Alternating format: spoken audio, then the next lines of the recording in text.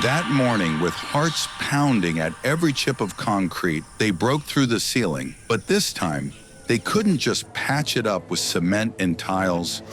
The surface had to hold a person's weight.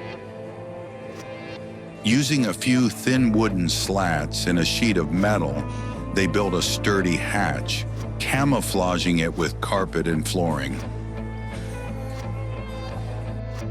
Now they were directly beneath the corridor that, 3 days later, would be swarming with visitors.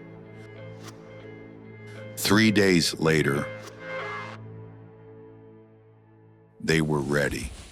They wore special clothes, nylon shirts to avoid getting dusty, pants with hidden layers to conceal forged documents. That day, 18 people were in on the escape plan. But when the moment came, only 5 showed up to go through. And in the end, only 3 crawled through the hatch: Sediq, Ardeshir, and Ali Ashraf.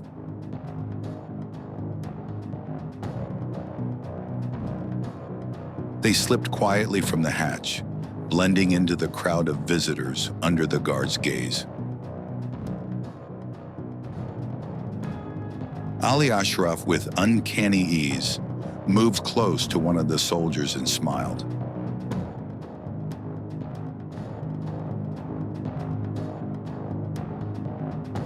The soldier looked at him, suspicious.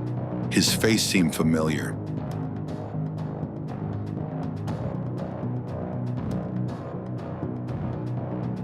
Ali Ashraf whispered, "I'm his brother.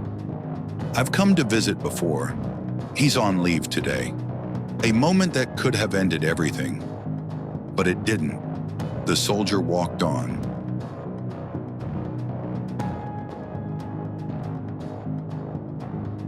They walked out through the prison's main gate, into the crowd, without a sound, without bloodshed, without raising suspicion. And once they stepped outside, there was no going back.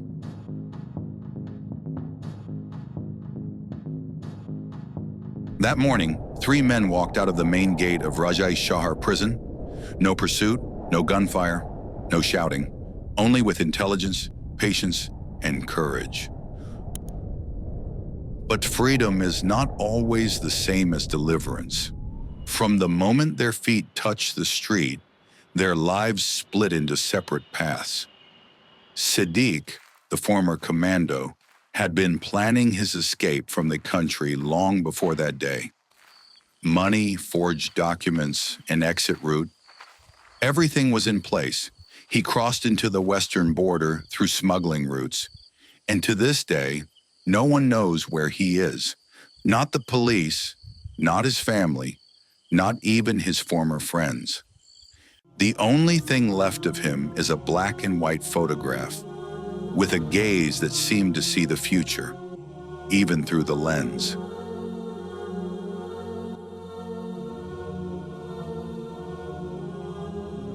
Ardeshir returned home. The woman who had waited years for him was still alive, but he was no longer the man he used to be. A few months later, he was recognized and arrested in one of the streets in northern Tehran. He had said, "I just wanted to see my daughter one last time." A life sentence with no chance of reduction was placed on the judge's desk. But for Ardeshir, those few weeks of freedom had been worth it. But Ali Ashraf, he chose a different road. No home, no family, no escape abroad. He returned to the city like a shadow moving through the night, and he went back to the same life: theft, guns, and rage. He even tried to take revenge on judges, prosecutors, officers for what had been done to him.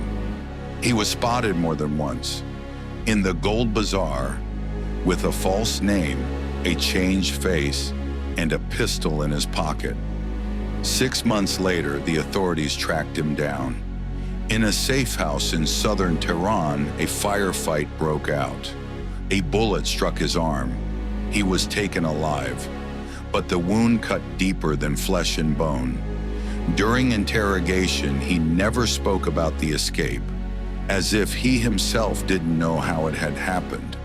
The only sentence he repeated was, "We only live once, and we only die once. Between the two, you've got to do something that matters." His file read, "Rearrested under special circumstances, highly aggressive behavior. Case of the Rajaei-Shahr Prison escape remains under investigation." The escape of those three men was not just an incident.